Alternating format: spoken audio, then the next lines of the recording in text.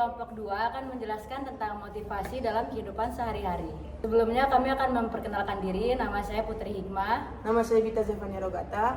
Nama saya Muhammad Purnama Rajabi. Nama saya Buba Kemala Dewi. Nama saya Heri Wijaya. Nama saya Karla Sinaga. Nama saya Muhammad Razan Hairunasaj. Selamat menyaksikan.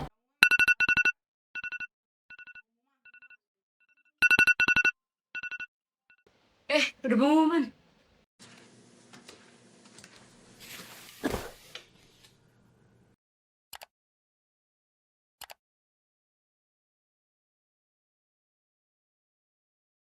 Lah, nggak lulus. Terus selama ini buat apa?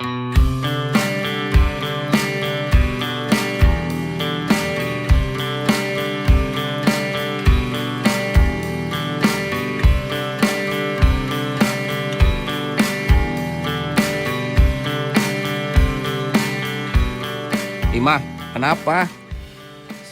Aku gagal ya, Pak. Gagal? Emang kenapa? Aku gak keterima IPDN, aku gagal SKB. Gagal mah bukan akhir mah. Nggak penting sebetulnya seberapa sering kamu jatuh. Yang penting pada saat kamu jatuh, mesti bangkit. Ya. Hikmah, kamu keterima jurusan hukum loh. Buat apa, Kak? Kan itu bukan mimpi aku juga. Lah, mimpi kamu tuh gak harus dijalanin hari ini juga.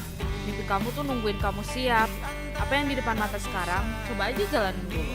Pelan-pelan kita raih. Kamu harus semangat.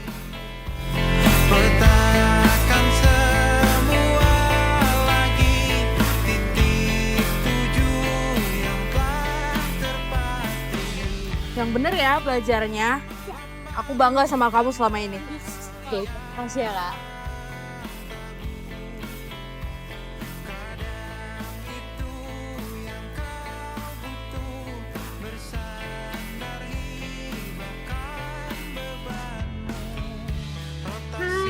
Kan pasang juga ya? Iya, enggak. Iya, kelas apa? Aku kelas D sih, kan? Sama. Bukan, bareng sama bareng siapa? Kita. Oke. Kau coba lihat semua bukan dari matamu. Kelak kau kan mengingat yang membawamu ke sini. Kami pernah di situ di posisimu. Helakan kesahmu. Hikmah, kamu ngerti nggak pas aku tanya dulu tentang living law? Kalau pengalaman aku, jadi living law yang ada di pasal 1 ayat 2 kan, itu tuh tentang hukum yang hidup di masyarakat. Nah, biasanya itu kita sebut hukum adat atau customary law. Nah, gimana sih cara pengimplementasian customary law ini? Jadi kalau misalkan ada sebuah masalah tindak pidana di daerah, di sebuah daerah, jika bisa diselesaikan dengan hukum adat mereka, maka stuck di situ. Tapi kalau misalkan emang nggak bisa diselesaikan secara kekeluargaan atau secara hukum mereka, itu naik ke KUHP nasional. Pinter. Hikmah, lo abis ini mau Hai, kemana? gue mau lari nih. Lari?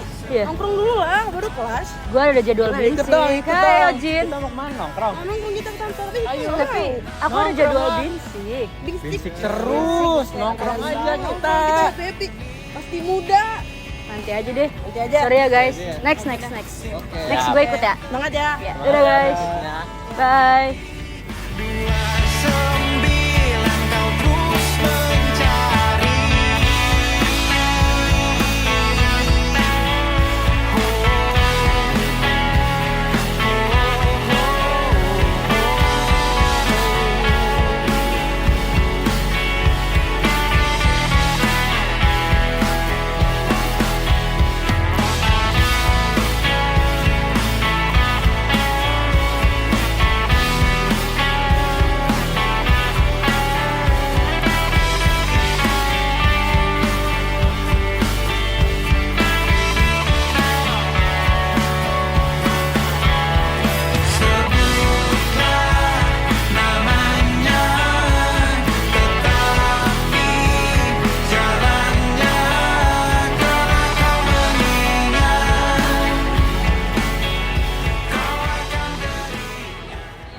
Habis dari mana, Kak?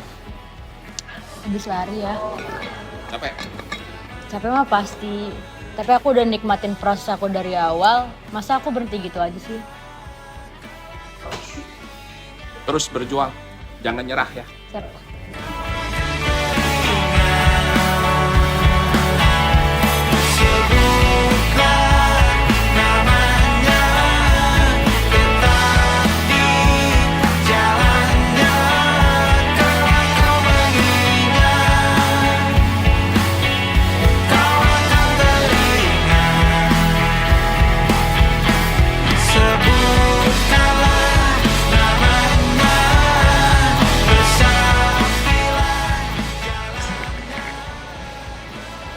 Lah, Mika udah keluar. Kamu ngecek dulu deh. Ini serius gak sih 3,8? Alhamdulillah.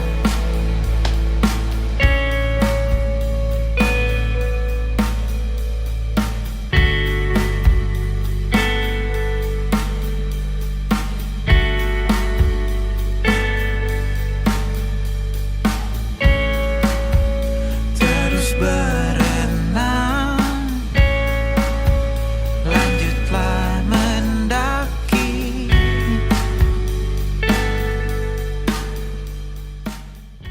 Emotional intelligence adalah kemampuan seseorang untuk mengenali, memahami, dan mengelola emosinya secara positif untuk kehidupan sehari-hari. Menurut Daniel Goleman, ada 5 komponen utama dalam emotional intelligence. Yang pertama adalah self-awareness, self-regulation, motivation, empathy, dan social skills. Komponen pertama adalah self-awareness, yaitu kemampuan untuk menyadari dan mengenali emosi diri sendiri saat emosi itu muncul. Komponen kedua adalah self-regulation, yaitu kemampuan seseorang untuk mengontrol dan mengelola emosi agar tetap sesuai dengan situasi. Nah, orang yang self-regulationnya baik tidak akan mudah bereaksi secara impulsif. Nah, untuk komponen ketiga adalah empathy, yaitu kemampuan untuk memahami dan merasakan perasaan orang lain. Dengan empati, kita menjadi lebih peka untuk merasakan perasaan orang lain ataupun kebutuhan mereka.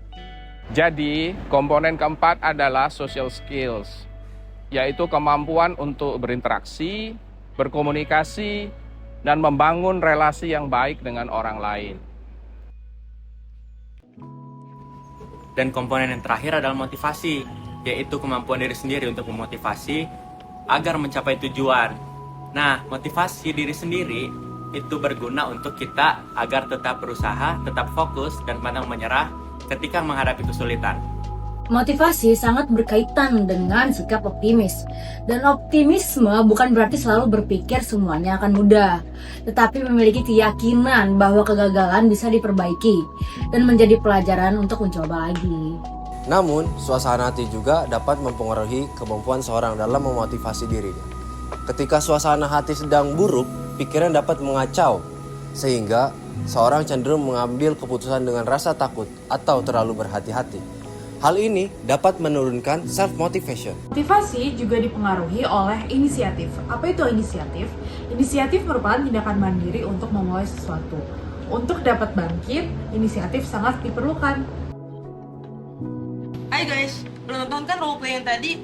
Nah, dari roleplay tadi kita bisa lihat perjalanan hikmah itu bukan hanya sekedar ingin mencapai tujuan, tetapi bagaimana motivasi dalam emotional intelligence membantu kita untuk mengelola emosi saat banyak rintangan dan tantangan untuk mencapai tujuan. Distraksi muncul ketika teman-teman hikmah mengajak hikmah bermain keluar di saat ia ingin berlatih. Distraksi muncul menjadi godaan hikmah untuk berhenti sejenak dalam proses yang sudah hikmah bangun. Namun, hikmah tetap pada pilihannya untuk tetap berlatih. Sikap ini menunjukkan komitmen, yaitu konsistensi dan tanggung jawab terhadap tujuan yang telah ia tetapkan. Meskipun harus mengorbankan kesenangan sesaat. Selain itu, tanpa menunggu dorongan dari orang lain, hikmah mulai menyusun langkahnya, membagi waktu antara kuliah dan terus berlatih untuk mengejar cita-citanya untuk menjadi seorang akpol, serta memperbaiki dirinya juga. Hal ini mencerminkan adanya inisiatif yang membuat proses bangkit itu datang dari kesadaran dirinya. serta diperkuat oleh optimis bahwa kegagalan hanya bagian dari proses menuju keberhasilan. Ketika Hikmah mulai menikmati proses belajar dan tetap konsisten pada tujuannya, usahanya menghasilkan prestasi akademik yang tinggi dan akhirnya dia lolos seleksi. Hal ini menunjukkan bahwa optimism, komitmen, inisiatif, dan achievement drive merupakan bagian penting dari motivasi dalam intelijensi emosional yang membantu untuk mencapai tujuan jangka panjang.